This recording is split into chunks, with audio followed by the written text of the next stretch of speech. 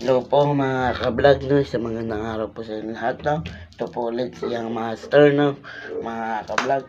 Ang ating pang tips today ay tungkol po sa fire, no, sunog, no, mga ka-vlog, sunog, no, mga ka-vlog.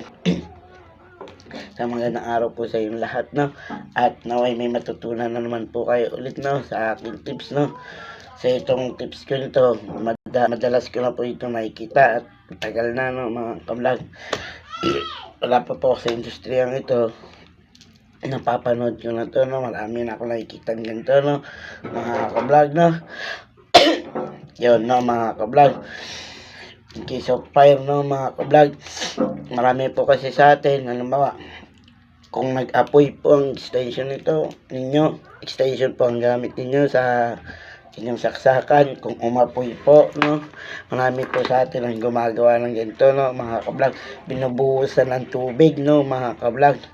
Hindi po dapat buhusan ng tubig, mga ka-vlog, kung sakaling lumiyab, no, kasi magkakaroon pa po ng electrocution, no, mga ka-vlog. Ano ang electrocution? Magkakaroon pa po ng pagkakuryente, no, mga ka-vlog. Mas lalo pa pong dadami ang disgrasya, no, mga ka-vlog.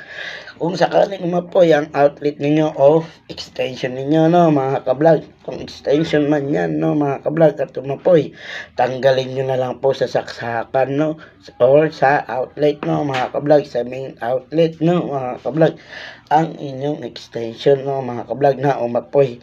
Huwag nyo pong bubuhusan ng tubig, no, mga ka-vlog, kasi may tendency pa na lalaki ang disgrasya, no, mga ka-vlog, kasi once na mabasa yun, lahat ng nahawak doon ay makukuryente, no, mga ka-vlog, no. Maaring tanggalin nyo na lang siya sa outlet, no, mga ka-vlog. At kung ang outlet naman ang umapoy, saan nyo po siya papatayin or tatanggalin, no, mga ka-vlog? Eh po, kung nakikita nyo po yun nasa likod ko, yun, no, yun, nakikita nyo po yung puti na yun, yung main breaker ng kuryente, no, mga ka-vlog. Papatayin nyo po yun, no, mga ka-vlog.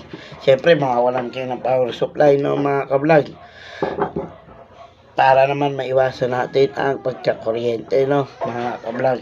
Kung sakaling umapoy ang main outlet, no, mga ka-vlog, patayin nyo po ang main breaker, no, mga ka-vlog.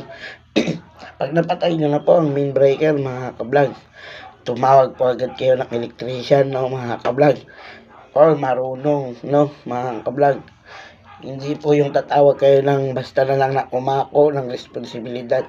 Hindi po yun, mali po yun. Baka mas lalo pa pong lumaki o madagdagan ang inyong problema, no, mga ka-vlog. Hindi po porket sinabi niya marunong ko niyan, magaling ako niyan, no, mga ka-vlog. Hindi po, yung trusted na po ang inyong paggawin, no, mga ka-vlog. Kasi baka po, imbis na magawa po ang inyong outlet, baka magdoble pa po ang inyong problema, no, mga ka-vlog, no. Sa mga marunong at magaling, no, lalo na yung may in situ, no, mga ka-vlog, may certificate, no, mga ka-vlog, yun po ang inyong paggawin, no, mga ka-vlog. Kaysa naman sa sino-sino lang, no, mga ka-vlog, baka lalong lumaki ang inyong problema. Once na mapalitan na ng outlet, no, mga ka-vlog, pwede nyo nang buksan ang inyong main breaker, no, mga ka-vlog. Yun, no, mga ka-vlog. Inulit ko, kung sakaling main outlet po ang umapoy, main breaker po ang inyong papatayin, mga ka-vlog, no. At kung extension man, bunutin nyo po siya sa main outlet, no, mga ka-vlog. At ito na nga, isang magandang araw po sa inyo lahat, no.